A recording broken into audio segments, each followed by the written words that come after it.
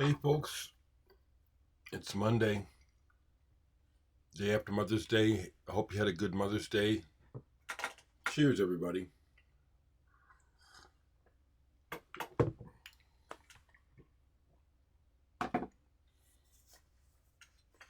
It's nice. It's nice. I'm just wearing a t-shirt, Magma. Oh, just a really quick one because I'm just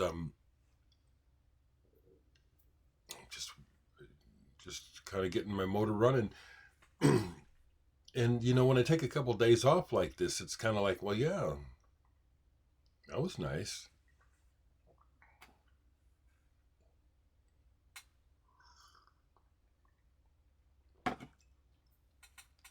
Quick musical update. I did not go to the Kamasi Washington show last night in Omaha. I knew he was coming. I honestly wasn't excited about the show. I like his new album. I shared this with a couple friends recently. It's like I really don't. I used to really love going to shows.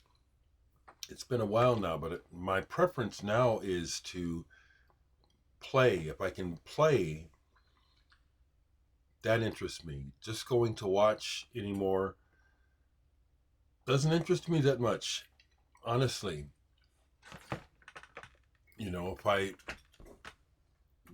knew that I could sit in with Kamasi Washington last night, I would have been in. That would have been exciting. But to just go to watch anymore is not that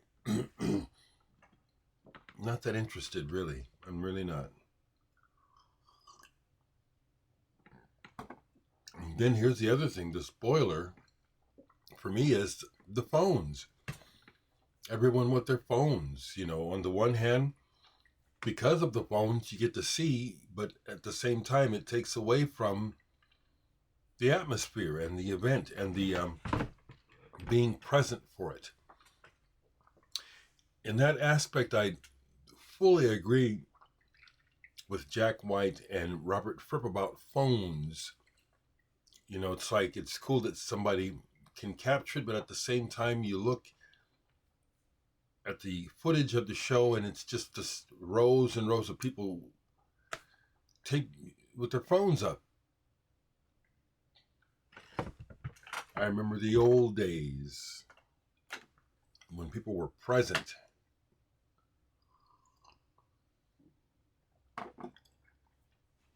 So what I can share musically, which is what I know which brings people here and what brought me here in the first place, is I took my latest batch of trade down to Grapefruit. Gave Simon a couple days, took the records down on Wednesday or Thursday. Wednesday. And I didn't hear back from him until Friday. And I didn't go and redeem what I got until Saturday.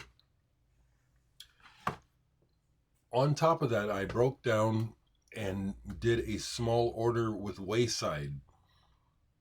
I saw a record on Wayside that I've really been wanting for a long time. It's a reissue, but I went ahead and bought it. So I did get some new records.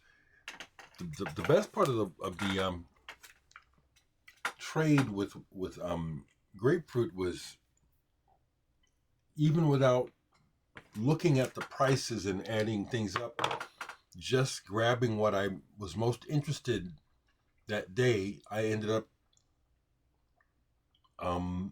within $1 of what the trade value was that I took down. So I didn't spend any money. He said, well, hell, let's just call it even. It was like $1.36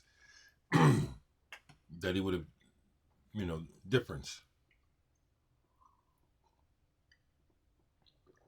What did I get? I've talked about this woman, Midori Takada, and I'm a fan. And this is wonderful. This is like meditating, like going to church for some people. This is Shomyo of Koya-san and Midori Takada. You who are leaving to Nirvana. It's a collaboration with the Samkha group of monks. And this is beautiful. This is one where I'm going to leave the obi on. It starts off with the chanting, with the Buddhist chanting. So that could be off-putting depending on the listener. It drew me in right away, primarily to do with my personal connection with Buddhism and my experience with the Buddhist monks from God and Charts of Monk Monastery. It's beautiful. I'm waking up. Body's waking up. Midori Takada, if you don't know her music, and as a percussionist, when she plays, you can just hear the depth of her concern and reverence for the instruments. You can hear it. It's wonderful. It's much different than someone just beating on a drum. This is someone who is reverently interacting with the instruments. That's beautiful. Recently, Wego or Migo, whenever they did this, reissued the Dome albums, the albums made by Gilbert and Lewis from Wire. And I've had 2 and 3 forever, but I never had number 1.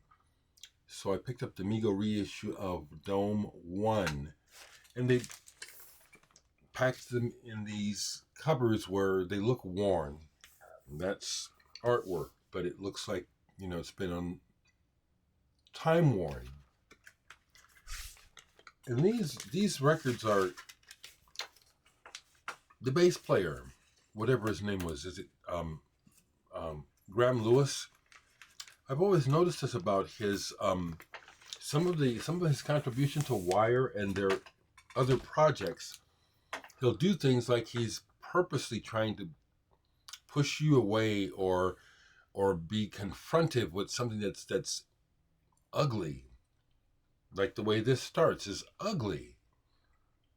But once you get through it and you start to hear the other ideas, it's like, oh, this is very intriguing. So there is that. Here is a folk album that I picked it up when I saw it. Didn't, I don't always look in the folk section because it's not. Anyway, this is one where I knew about it, had burned a CD R of it because of finding it in those blogs when people were posting rare and hard to find records, and this was one. So when I saw it, I grabbed it. Folkal Point. This is similar to Mellow Candle, Trader Horn. The lead vocalist is a young girl. She sounds young on here, but she's matched up. This was apparently made for a school project or something like that, but it turned out really well, and the guys playing behind her really play well. And it has it's hard to say, it's hard to explain. This is really rare, and I haven't even opened it all the way. You can hear that crackle. It has to do with the way it was manufactured, that there's so few copies, and then the few copies that were made, a bunch of them got water damaged, which has to do with why this is so costly for an original. But musically, this is wonderful. It really is. There's that innocence to it. I love it. I was kind of late to the game on this. I saw when he got these in and didn't get them. He got all 3 and only one was left after I finally looked to see what it was about. Sanullim from Korea. 3 brothers who started a rock band. And what's cool is that this has some really cool fuzz guitar, and it's a very interesting trip. and I wanted to hear it. So it's like an archival thing where it's like, well, I'm not going to be playing this all the time, but I wanted to hear it. And it's, again, the sort of thing that fits in my collection. Sanullim, Volume 3, My Heart, My Soul is a Wasteland. Put out by Guerson in Spain, I think is where the label is. They do a good job, high quality.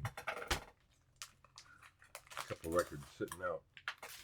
So one of the records that I bought through Wayside Music, is an Italian. I like the Italian prog, and it was this album, Cervello Melos. I've been intrigued by this cover forever. The original of this was a die cut where you could peel, it's like you could peel back parts of the cans. Of course, that's way expensive, but I finally broke down and ordered a reissue of Melos, Cervello, Brain. This is that real bombastic Italian progressive rock. It really is, even though I've had this on CD for a long time, it's one that's always not really completely landed solidly for me. But I love the cover, and I like the color too. This is a limited edition of 500, and this is really fun to just finally get a copy of this album, Melos. I like the Italian thing. I do.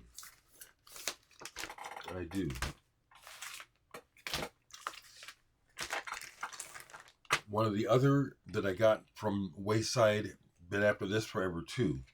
And this is another one where for years I've had it as a burned CD. Pierrot Lunaire. This is a classic. I got it on vinyl. This is a classic. When I put it on, it was like, yeah, I know this album like I know Genesis records, like I know other records. I know it right away. It starts with a beautiful piano figure. This is fantastic. They have another album I want to get. I think it's called Gudrun. Once again, this is a limited edition of 500. And it's on yellow vinyl. I would have been happy to get this on black vinyl. But getting a copy of it, period, very happy. Pierrot Lunaire. It's a classic, like Premiata Forneria Marconi. It's a classic. Another of them, and I'm going to stop here in a second, actually, because I need to go and... yeah, I don't want to do them all. I don't think I want to show them all here. Here's one that was sitting in the used, and at first I didn't quite realize what it was. This is a reissue of Shh by Sperm. I think they're from Sweden. Pekka Araksinen was in the group. Very experimental, avant-garde. They were controversial with their performances. I've only played a little bit of this, and it sounds a bit dated. It sounds like the very first thing they do is wig out with some guitar feedback. Remember, this is back in the day, 70s, when this stuff was all new. So the idea of wigging out with some guitar feedback, but in a real, not a Jimi Hendrix way, but a more muted, ambient way, was something new. But as I listened to it, I could just hear what they were doing. So, not sorry I bought it. Last thing I'll show is, this is the third record I got from Wayside, and another one where I burned the CD. It's still sitting in the boxes. Marsupilami, Arena. I always have liked this cover too. I have their first album on burn as well, which is good. This band, the best parts of this are like Vandergraaf Generator. But there are also parts of this where it's cringeworthy. It's like, what? Why did they do that? Why are they singing? Why don't they be quiet? Be quiet. This music is good. Shut up.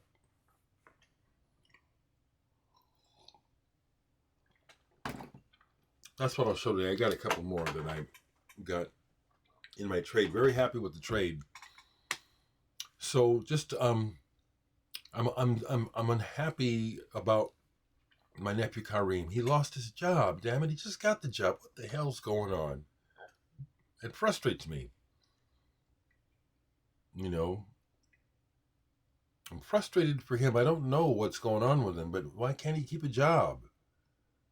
Out there in fucking California where everything is so expensive and it's frustrating. Well, I don't know what else to say. I need to go to the store, which is what's up actually. And that's something, you know. I'm kind of like, just let me just see what the day brings. I don't have much to say right now. Yeah.